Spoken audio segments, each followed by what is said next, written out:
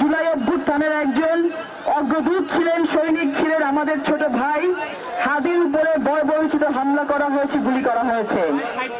এর আগে চট্টগ্রাম ৮ আসনে জনাব এরশাদুল্লাহর উপরে বর্বরোচিত হামলা চালানো হয়েছে। তিনি বিএনপির মনোনীত প্রার্থী ছিলেন। আমরা যেখানে আজকে দাঁড়িয়ে আছি, বিগত ১৭ বছরের স্বৈরশাসন মাফিয়াতন্ত্রের বিরুদ্ধে আমরা লড়াই করেছি ১৭টি বছর। আমরা যেই বাংলাদেশের জন্য লড়াই করেছি, সেই বাংলাদেশে এভাবে বাংলাদেশের কোন জনগণের বুকে গুলি চলতে পারে না। আমরা আজকে এখানে দাঁড়িয়ে এই ঘটনার তীব্র নিন্দা, প্রতিবাদ এবং ধিক্কার জানাচ্ছি। জুলাই অভ্যুত্থানে ৩৬টি দিনে শত শত হাজার ভাই, সন্তান, বোনের বুকে যে গুলি চলেছে, হাজারো হাজারো বন্ধুত্ব বরণ করে এখন পর্যন্ত হাসপাতালের বিছানায় কাতরাচ্ছে, এই বাংলাদেশের জন্য কিন্তু আমরা এত ত্যাগ স্বীকার করি নাই।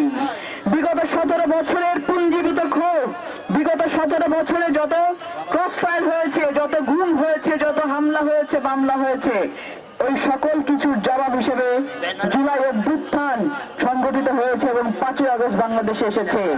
নতুন এবং ফিরে আসা গ্রাহকদের জন্য নগদে চলছে ক্যাশব্যাক সহ প্রতিদিন হাজারো উপহার জেতার সুযোগ। হবে আশা আর ফেরা, সারপ্রাইজ সেরা।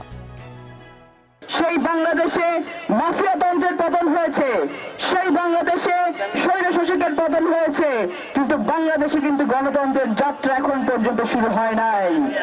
আমরা সেই ৫ই আগস্টের পর থেকে দেখেছি একটি গোষ্ঠী বাংলাদেশে আবার বাংলাদেশকে অস্থির করার জন্য পায়তারা শুরু করেছেন। আমরা দেখেছি একটি গোষ্ঠী বাংলাদেশে সেই আগের মতো করে যেন নির্বাচন হতে না পারে, এই নির্বাচনকে ভণ্ডুল করার জন্য পায়তারা শুরু করেছেন।